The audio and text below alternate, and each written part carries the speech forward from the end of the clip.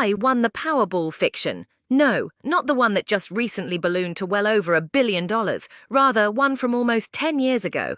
Enough time has passed without being publicly identified as the winner that I feel safer in sharing my story. There is no foolproof way of keeping the identity of my husband and me safe. However, after almost 10 years of nearly maniacal silence and secrecy, I'd like to explain what happened to us in hopes that it might provide support and guidance to anyone who might find themselves in our shoes. First, know that I created a throwaway account and am labeling this as fiction, so you, dear reader, yes, I'm a Bridgerton fan, IYKK, won't truly know if my story is real or not. Also, some essential details have been changed to keep the identity of my family and myself hidden. Here's how it all went down. I was a teacher, and school was out for the summer. I used the opportunity to visit my elderly mother, who was adamant that she wanted to stay in her home for as long as physically possible. None of her 4 kids, including me, lived in the state of Missouri where she lived. She had 2 grandkids, my brother's kids, who were at the large state college nearby, but their lives were filled with classes and being with friends. Mom had been in the same home for over 50 years. She and my dad had bought it new, and Mom said that staying in the house was one of the ways she felt close to Dad. Also, she was deeply ingrained in her community, engaging in extensive volunteer work and participating in 3 separate bridge groups.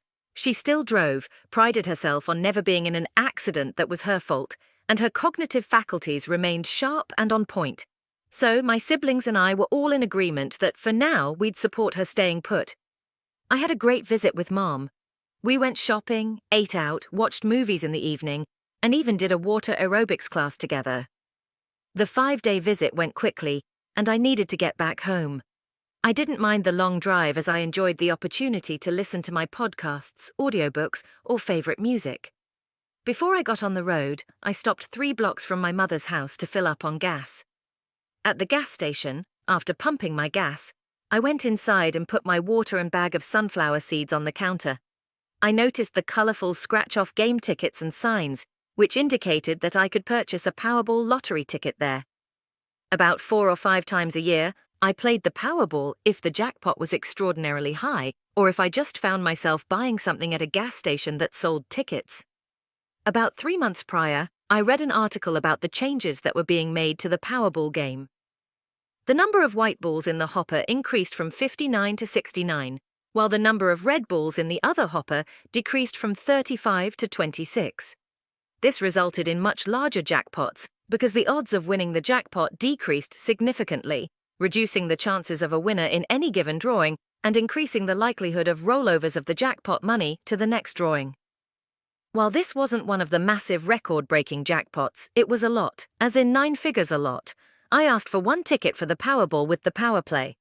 I let the machine randomly select the numbers, then bought it with cash along with my other items. I didn't even bother to look at the numbers, I just stuck it into my wallet. Like most lotto ticket purchasers everywhere, I imagined what it would be like to win, what I would buy, what I would change, etc. I knew the odds of winning were completely ridiculous, so I always considered the $3 to be the price of having a little imaginative fun. If I played, at least I had an infinitesimal chance. If I didn't play, I had 0 chance.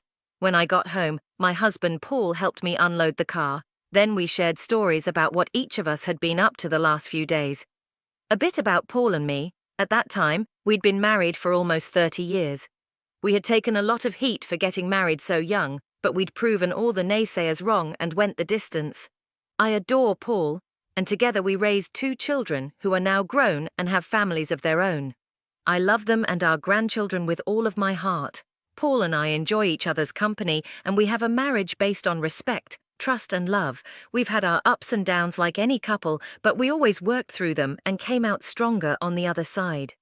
Paul is truly the reason that we've been able to cope with the Powerball win as well as we have. And yes, cope is the right word.